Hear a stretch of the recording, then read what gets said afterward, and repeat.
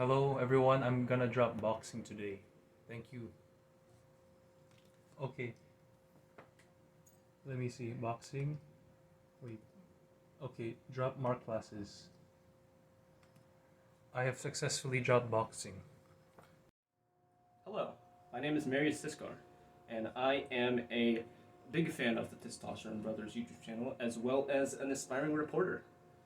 So today I am going to be asking Mr. Jan Lopez some questions about why he wants to quit boxing. So, Mr. Lopez, in your latest YouTube video before this one, you really showed the promise of a professional boxer. I am a huge fan of boxing. I love the industry. I watch all the top fights, and honestly, your form reminded me of all the top fighters, like Jake Paul, Manny Pacquiao, Floyd Mayweather, Logan Paul, KSI, just really kind of just the big boxing greats. Why, with a form like that and with skills like that, why have you now decided to quit boxing? Well, I've decided to pursue a different field. And that field, I must protect my hands. My hands are very important for that field. And I think boxing won't be very practical for that field. So I decided to drop it, and that's pretty much it. Follow-up question, what is this particular field, and why does it require the use of your hands? Well, this field is dentistry. I think that would be a much more realistic career for me. You know, there was an interview with Muhammad Ali. He said the probability of becoming a successful boxer is 100,000 to 1.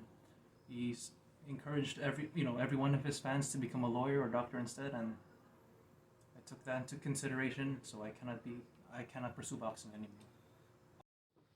I really do feel like instead of taking Muhammad Ali's advice, you should really be taking the advice of someone who is a better boxer, like Jake Paul, because Jake Paul's form is just leagues ahead of Muhammad Ali's. Like, I know there are a lot of fans of Muhammad Ali who are probably going to be watching this, but honestly, he is nothing compared to Jake Paul. I really do feel like if Muhammad Ali and Jake Paul got into a boxing fight, Muhammad Ali would lose like by knockout every single round. There's really not much of a chance he has against him.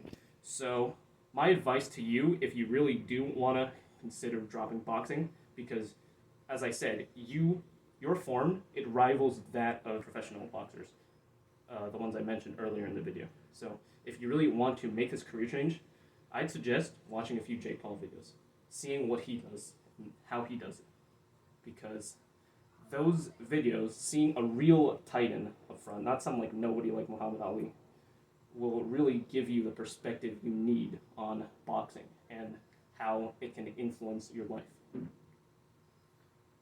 What do you think about that, Mr. Lopez? Well, Mr. Siscar, I think even though I have the talent and the motivation and the willpower to succeed in boxing, I still want to think about the long term.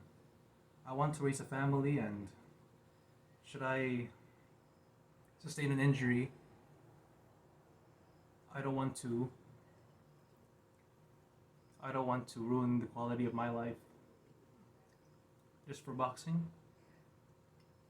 I'd rather have a more comfortable life. Well, I agree that Logan Paul is a good boxer, he's a better boxer.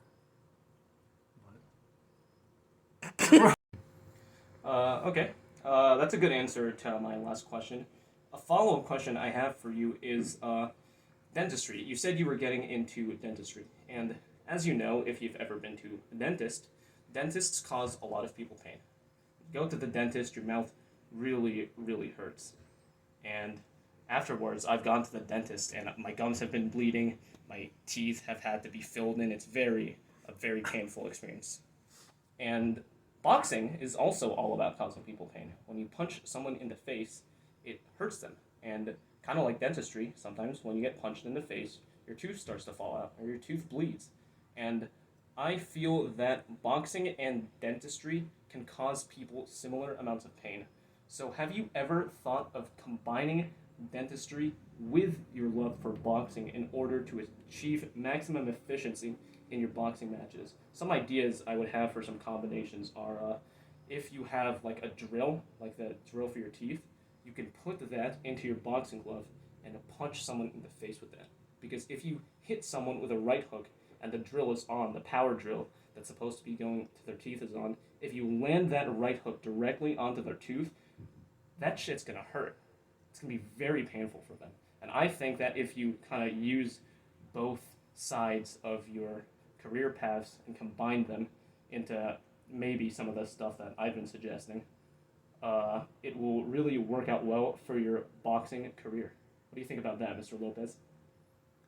Well, Mr. Siscar, there is one big difference between boxing and dentistry. In boxing, one mistake can ruin your life forever, permanently. But in dentistry, you can make one mistake, but you can always go back and fix it. That's my concluding, that is my concluding statement. Thank you for listening. Okay, so this segment of the video is basically going to be me proving that Jan can actually fight and that he has a career in boxing. Because I want him to continue, but he does not. I've mentioned that I'm an aspiring reporter. What I also am is a martial arts master. I watched all 3 Kung Fu Panda movies, and from those Kung Fu Panda movies, I have learned the way of the panda, which is a very intense martial arts form. I have also watched the Netflix show Cobra Kai, featuring Miguel Diaz, and that has also kind of given me a lot of insight into what it's like to be a master fighter. And so yeah, my fighting experience, watching Kung Fu Panda and Cobra Kai, pretty much makes me a master, so I am going to fight Jan right now and show him some of my moves. And let's see who wins.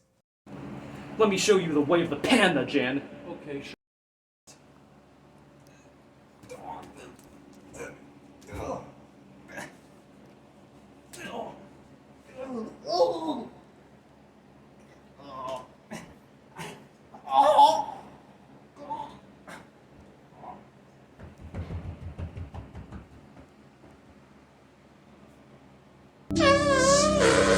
Hello, I am Marius Siscar, back again with my post-fight interview of my fight with Mr. Lopez. Now, as you all just saw, his performance in the fight was well under what I put him at. He did not perform at the level of legends in boxing, such as Jake Paul, Logan Paul, KSI, and Manny Pacquiao. So, I'm going to ask a few questions to kind of assess your fighting performance and see if maybe I overvalued you in my earlier report. Now, Mr. Lopez, how many of the Kung Fu Panda movies have you watched? I confess, I have not watched any of them except I watched every episode of Kung Fu Panda Legends of Awesomeness on Nickelodeon, but I have not watched any of the Kung Fu Panda movies. So I was not up to par with my trainings, and so I was very underprepared for this fight, and I think I should retire. This is a new phase of my in my life, so I should switch to dentistry. I cannot pursue boxing any further.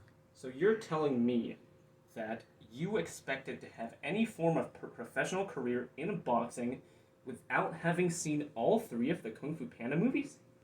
I'm going to be honest with you, this is really just a required step in becoming a professional boxer.